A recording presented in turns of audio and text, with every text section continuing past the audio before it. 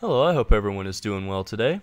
So I wanted to make this video looking at how to go from 1 to 99 magic using the traditional spellbook. Now I want to emphasize that this is not a complete comprehensive guide. There are other ways to do it other than what I'm describing in this video. I also wanted to point out that everything I'm going to be showing in this video can be done by 1 defense pures, people who do not have access to return to Ape Atoll. I do not yet have 99 magic myself, but I can use the experience rates to figure out how long it would take me to go from 95 to 99. I would also like to recommend, as someone who's trained quite a bit of magic, that you try to mix things up a little bit and don't just do the same thing all the way. For instance, if you were just to try to alch alone from 55 to 99 magic, you would have to cast almost 200,000 alchs, which would take you over 160 hours of clicking, and I don't know of anybody who wants to do that.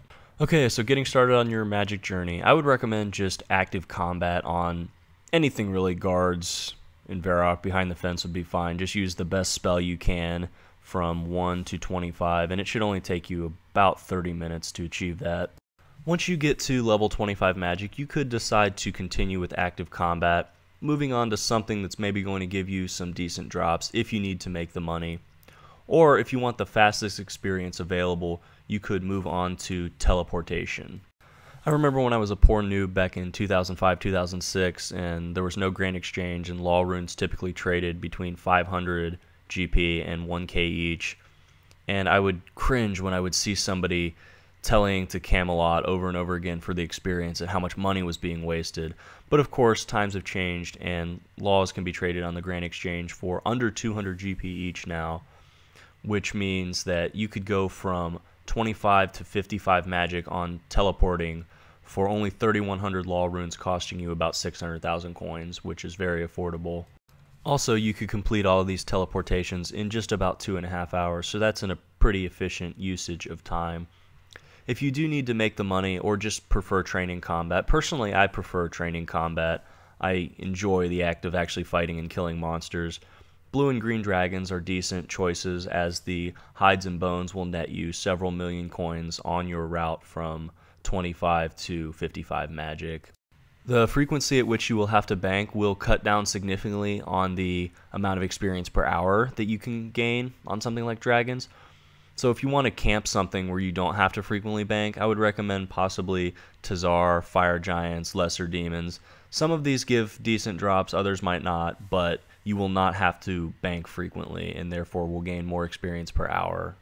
If you're alching, of course it doesn't really matter what you wear, you can just fashionscape, but if you're going to be using combat, you want to be wearing the best magic boosting gear you can. Once you hit level 40 magic, if you are a 1 defense pure, you need to buy the Chaos Druid robes. If you are not a 1 defense pure, then the Mystic armor should work well. The Smoke Battle Staff is also highly recommended because it provides unlimited air and fire runes, and also provides a 10% damage bonus when using the standard spellbook. The Occult Necklace can be worn at 70 magic, and the Tormented Bracelet can be bought and worn at 75 hit points. So my all-time favorite way to train magic is to fight these metal dragons and cast a high-level alchemy as soon as I cast my attack spell. You can begin doing this as low as level 55 magic as soon as you can alch. If you do that, I strongly recommend using chaos runes with the chaos gauntlets obtained from the Family Crest quest. At 75, you could continue doing the same thing, except switch over to blood runes and use fire wave. Really, you could start using blood runes at level 62 with wind wave. However, I don't think that provides a significant bonus over a chaos gauntlet aided firebolt. If you are wielding a Smoke Battle Staff, an Occult Necklace, and a Tormented Bracelet, your Fire Wave base damage will be boosted from 20 to 25. Dragon Skirt, I'm rich. But really, I remember when Dragon Skirts were 3 mil each, and 3 mil was a ton of money. That's the other nice thing about this method. In addition to the good experience per hour you get, as long as you're smart in choosing something to alch where you can virtually break even, the drops from the metal dragons will essentially cover the cost of your blood runes, and you'll be basically training magic for free. So training this way, 13 hours from 55 to 75 magic, 53 hours from 75 to 94, and 39 hours from 94 to 99. That's a total of 106 hours from 55 to 99 Mage this way. Looking at another method, it's quite popular, at least it was at one point, is stun-alching. Now please don't ever make me do this again. I hate this. This is way too much clicking for me. But if you're good at this and you can do the stuns and the alchs without breaking stride, you should be able to get 180,000 experience per hour, cutting the amount of time it takes from 80 to 99 magic down to about 60 hours. This can be a highly efficient way to train, and it will also only cost you about 10 mil as the price of soul runes are relatively low now. Another good alternative is bolt enchanting. Now what you would first probably want to do is check the buy and sell prices of both the unenchanted and the enchanted bolts that you're planning on using, just to make sure that you're not going to be taking a huge loss.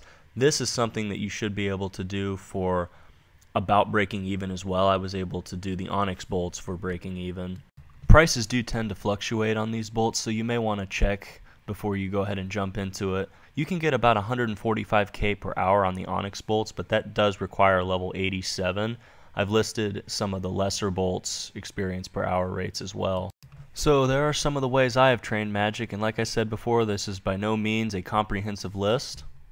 I do hope you were able to find this video somewhat helpful. Please let me know what you think, as constructive criticism is always helpful. Thank you for watching, and I'll see you next time.